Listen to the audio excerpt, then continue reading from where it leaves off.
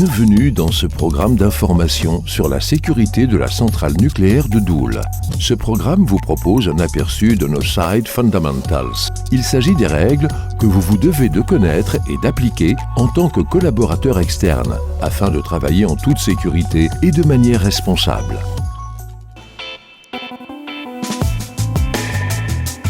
Lorsque vous arrivez sur le site de la centrale nucléaire, suivez les panneaux indiquant les parkings. Pour introduire du matériel ou des véhicules, vous devez suivre les règles disponibles à l'accueil.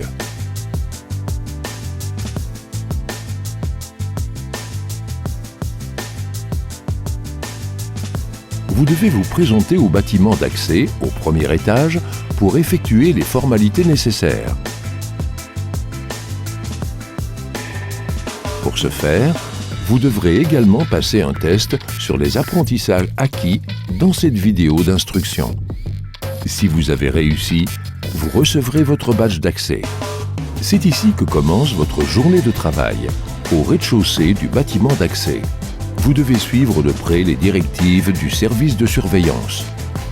Les appareils permettant de prendre des photos ou de faire des vidéos ne sont pas autorisés. Vous devez les laisser dans votre voiture ou dans ses armoires. Votre badge vous permet désormais d'accéder au site.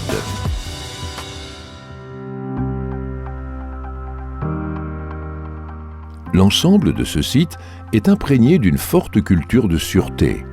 Mais il ne peut rester intact et efficace que si vous vous y engagez sans réserve. Comme tous vos collègues, vous prenez votre responsabilité personnelle en matière de sûreté nucléaire. Il n'y a pas de place pour la complaisance ou la résignation. Vous devez constamment vous poser la question de savoir si les circonstances, les conditions de travail et les activités sont sûres et mûrement réfléchies. Ainsi, vous pouvez découvrir les risques susceptibles de conduire à des erreurs ou à des actions erronées. Un environnement de travail sûr repose également sur le respect et la confiance mutuelle. On attend également cela de votre part. Si vous constatez un problème susceptible d'avoir un impact sur la sécurité, assurez-vous de l'identifier rapidement, de l'évaluer de manière approfondie, puis de le prendre à bras-le-corps aussitôt et de le corriger. Comme tout le monde, vous devez faire part sans retenue de vos préoccupations ou de vos doutes en matière de sécurité dans une culture ouverte.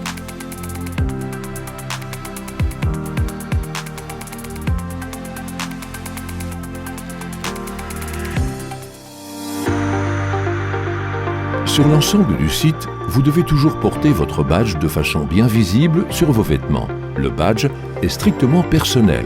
Par conséquent, vous ne devez jamais le prêter à des tiers et vous ne devez jamais communiquer votre code. Certaines informations étant sensibles, elles vous obligent à ranger votre bureau. Ne laissez jamais ces informations sans surveillance sur votre bureau ou sur une imprimante. Respectez les niveaux de confidentialité indiqués sur les documents. En ce qui concerne les ressources électroniques, vous utilisez uniquement ce qui est autorisé. Ceci s'applique aux PC, ordinateurs portables et tablettes, ainsi qu'aux disques durs externes ou aux clés USB et aux logiciels. Ne laissez pas votre PC sans surveillance, mais déconnectez-vous. Les risques ne peuvent jamais être complètement exclus, même dans l'environnement le plus sûr. Voilà pourquoi vous devez absolument vous souvenir de ce numéro 4444. C'est votre ligne directe avec la salle de surveillance afin de signaler les risques et les urgences et, si nécessaire, mettre en œuvre le plan d'urgence interne. Si vous découvrez un incendie, de la fumée ou une inondation, composez le 4444. Si vous remarquez une fuite ou épanchement de produits dangereux, appelez le 4444. Si vous constatez des situations suspectes ou des infractions à la sécurité nucléaire, appelez le 4444. Vous êtes témoin d'un accident impliquant une ou plusieurs victimes, appelez le 4444.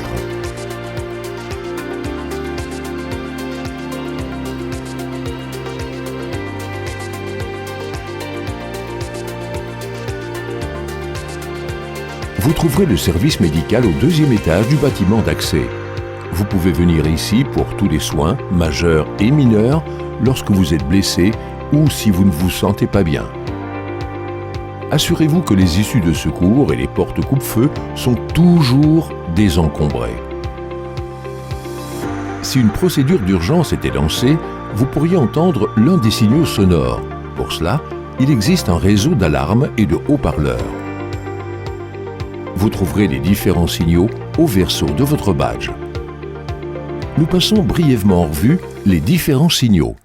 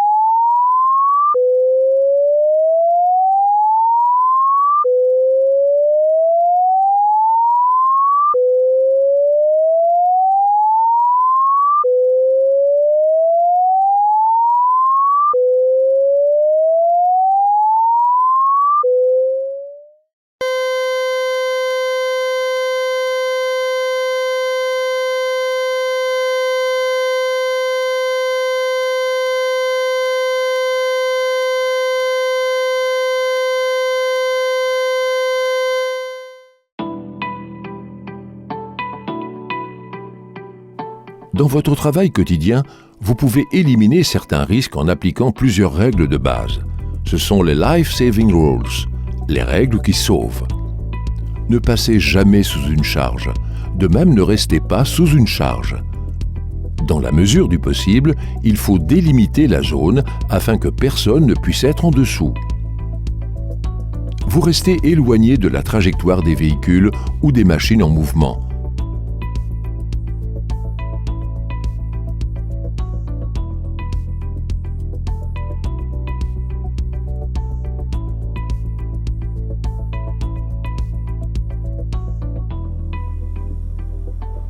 Lorsque vous travaillez à des hauteurs où la protection collective n'est pas possible, vous devez toujours porter votre harnais de sécurité avec une ligne de vie appropriée et avec un point cliqué le plus haut possible. Ne descendez dans une fente à la seule condition qu'un revêtement adapté a été appliqué afin de ne pas vous retrouver enterré. Avant de pénétrer dans un espace confiné, vérifiez s'il existe un contrôle de l'atmosphère pendant toute la durée de l'intervention, et il doit toujours y avoir une surveillance.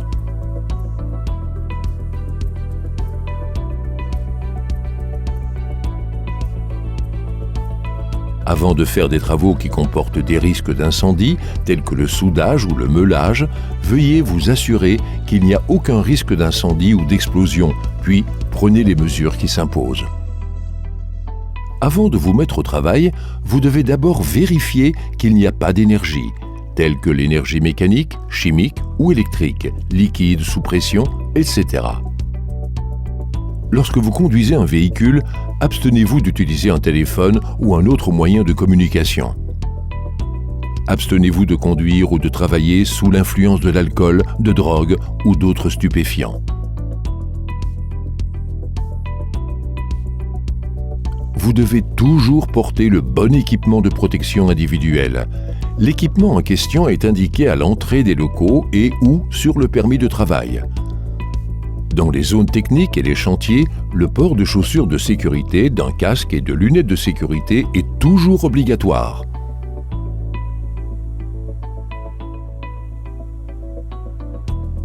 Dans les zones délimitées, vous devez respecter la signalisation et les instructions du panneau d'information. L'amiante peut encore être utilisé dans certaines installations. Ceci est indiqué par des pictogrammes où cela figure dans l'inventaire d'amiante. il est défendu de travailler sur ces installations. Si vous avez des doutes quant à la présence possible d'amiante, veuillez contacter le chef. Partageant notre souci de l'environnement, vous prendrez toujours soin de trier les déchets. Bien entendu, vous essayez d'éviter cela à la source. Même si cela n'est pas possible, triez correctement.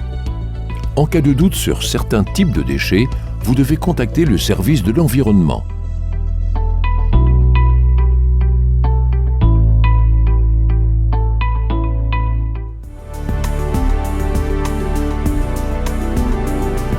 Vous devez toujours garder les portes coupe-feu fermées.